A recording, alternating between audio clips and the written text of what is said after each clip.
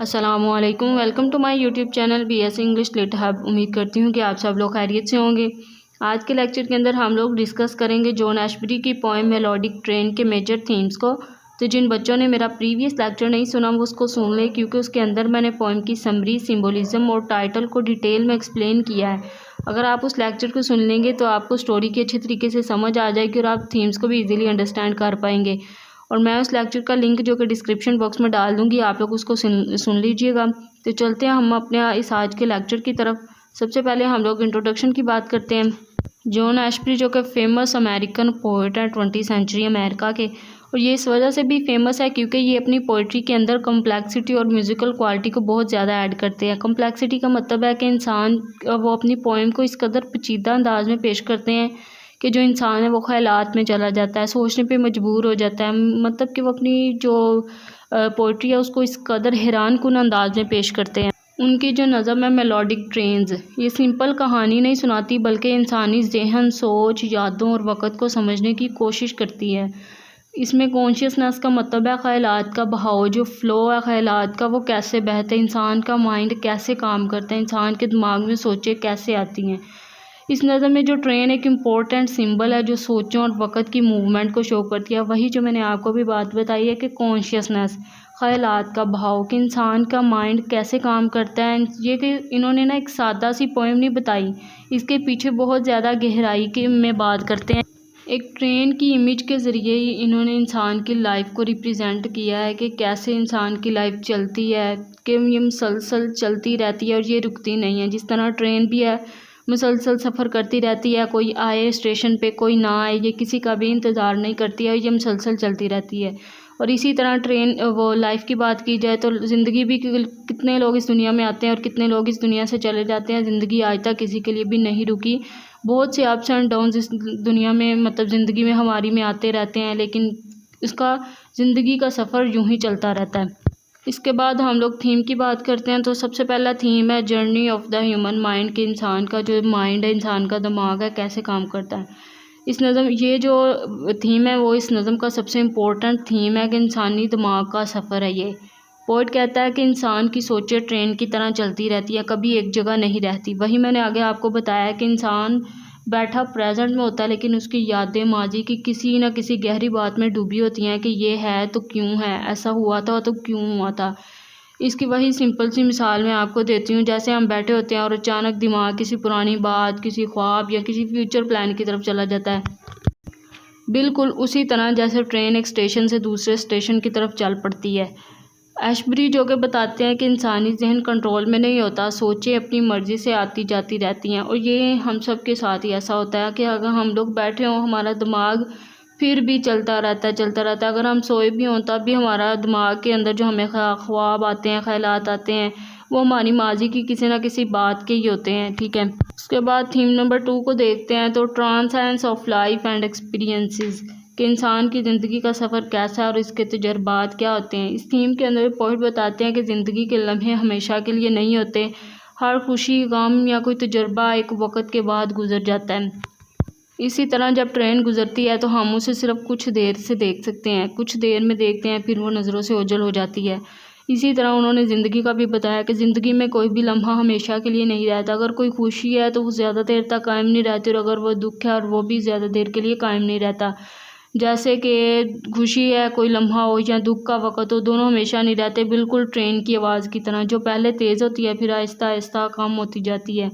Poet इस theme के ज़रिए हमें बताना चाहता है कि इंसान को लम्हों की कदर करनी चाहिए, क्योंकि कुछ भी परमानेंट नहीं है। जो भी लम्हा आपको मिल जाता है उसको अच्छे तरीके से जियो, क्योंकि वो लम्हा ना तो दोबारा वापस आना होता है और ना ही हमें दोबारा वो मिलना। इसके बाद हम लोग बात करते हैं फ़्लो ऑफ टाइम, जो तीसरा थीम है, वक़्त का बहाव, के इंसान की ज़िंदगी में कैसे उतार चढ़ाव वक़्त के, टाइम के आते रहते हैं।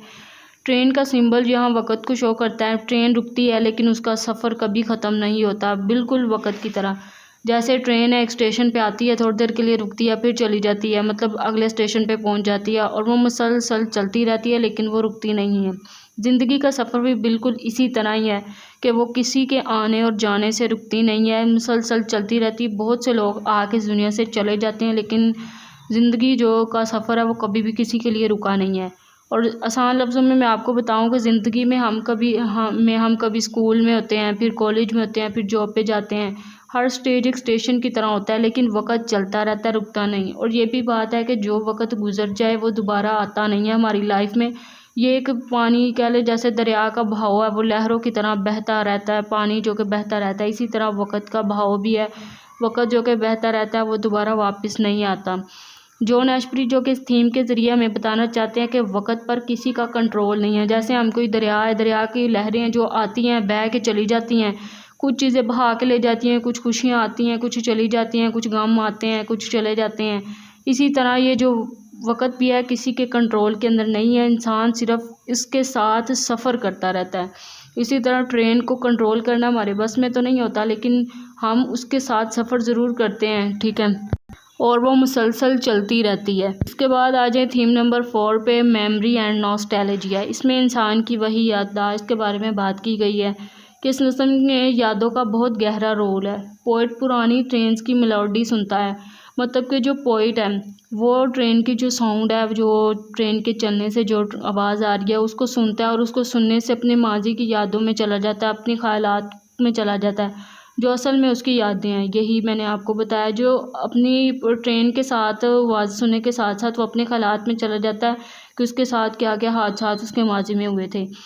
जैसे हमें बचपन की कोई बात याद आए और दिल में अजीब सी खुशी और उदासी दोनों आ जाएं, यही नॉस्टैल्जिया होता है। कभी कभी हम लोग बैठ के सोचते हैं कि काश हम बचपन में चले जाएं, हमारे साथ बचपन कितना अच्छा होता था, हम लोग बैठते थे, हंसते थे, रोते थे, कोई हमें मसला नहीं था होता। तो कोई खुशियाँ ऐसी होती हैं बचपन की जो हमें याद आ जाती हैं, जो हमें खुशी देती हैं। कुछ ऐसी यादें होती हैं बचपन की जो हमें गम देती हैं, किसी का बिछड़ जाना, कुछ अच्छा हो जाना, कुछ बुरा हो जाना। ये सारा कुछ ये वक़्त का बहाव है, याददाश्त, मेमोरी है, जो जो जॉन एशबरी है उसने हमें इस पोएम के ज़रिए बताया। एशबरी बताता है कि यादें हमेशा साथ रहती हैं चाहे वक़्त गुज़रता रहे। ऐसे ही होता है, बहुत से लोग जब इस दुनिया से चले जाते हैं उनकी यादें हमारे पास रह जाती हैं। हम बैठ के उनके बारे में, उनकी यादों के बारे में सोचते रहते हैं कि हमने उनके साथ क्या कुछ किया था, क्या कुछ नहीं था किया, ठीक है, अच्छे लम्हात के बारे में सोचते रहते हैं।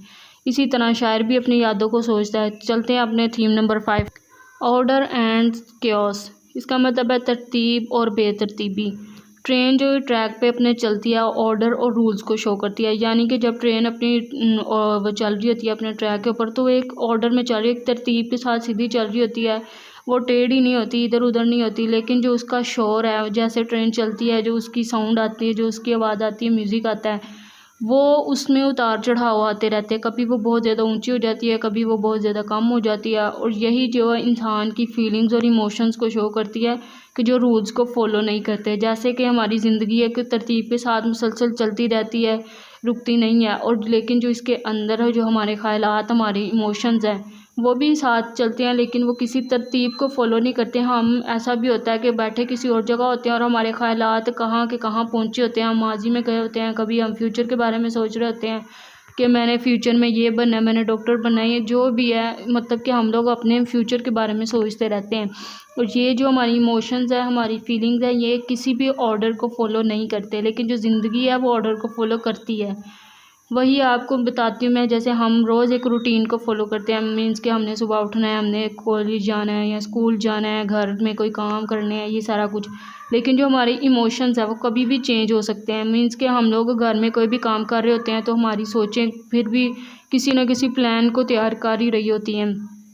इसी जो थीम के थ्रू शायर हमें बताना चाहता है कि ज़िंदगी सिर्फ रूल्स का नाम नहीं है, बल्कि इमोशंस और फीलिंग्स भी उतनी ही इम्पोर्टेंट है। मीन्स कि हमारी ज़िंदगी में इतना सीक्वेंस जितना इम्पोर्टेंट है, उतना ही हमारी ज़िंदगी के अंदर इमोशंस और फीलिंग्स भी बहुत ज़्यादा अहमियत रखते हैं। तो आज इसके कंक्लूजन पे तरफ तो इसको देखते हैं कि मेलोडिक ट्रेन्स जो कि एक डीप और थाटफुल नज़म है। ज़ाहिर सी बात है, इस नज़म के ज़रिए हमने क्या कुछ नहीं सीखा, हमने अपने सोचे, अपने ख़यालात, ये सारा कुछ हमें ये सोचने पे मजबूर कर देती है ये पोएम। इसीलिए इसको इन्होंने थाटफुल नज़म बोला है, जो हमें सोचने पर मजबूर करती है। इस नज़म का जो थीम्स हमें बताते हैं कि ज़िंदगी, वक़्त और जो हमारे थॉट हैं वो ट्रेन की तरह चलते रहते हैं और इंसान सिर्फ उनका मुसाफिर है, ठीक है। इसी तरह हम लोग जैसे ट्रेन के अंदर सफ़र करते रहते हैं, फिर हम लोग उतर के आ जाते हैं।